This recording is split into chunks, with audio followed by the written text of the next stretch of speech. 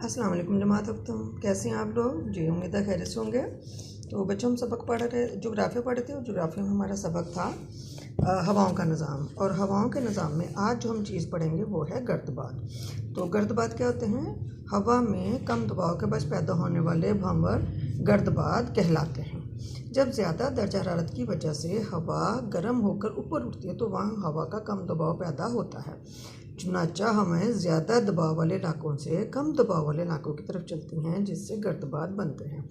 बच्चे, हमने हवाओं के निज़ाम में एक चीज़ पढ़ी। सबसे पहले हवाएं चलती कैसे कि हवाएं हमेशा ज़्यादा दबाव वाले इलाके से कम दबाव वाले इलाके की तरफ चलती हैं और ज़मीन के मुतवाज़ी चलती हैं और उस वक़्त तक चलती रहती हैं जब तक कि दोनों इलाकों में हवा का दबाव बराबर नहीं हो जाता। ठीक है।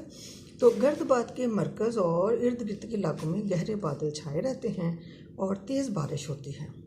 गर्दबात में अगर हवा के दबाव में यकायक तब्दीली आए या खतूत मुसाविल बार के दरमियान फासला कम हो तो यहाँ तेज़ी के साथ हवाएं चलती हैं और तेज़ बारिश होती है।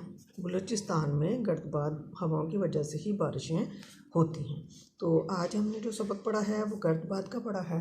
उम्मीद है कि सबक समझ आया होगा आपको। और आपने इसका जो काम करना है वो आपका सवाल है कि गर्दबात कैसे बनते हैं, तफसीलन बयान करें। ठीक है बच्चों, तो आप इसके सवाल को नोट कर लें।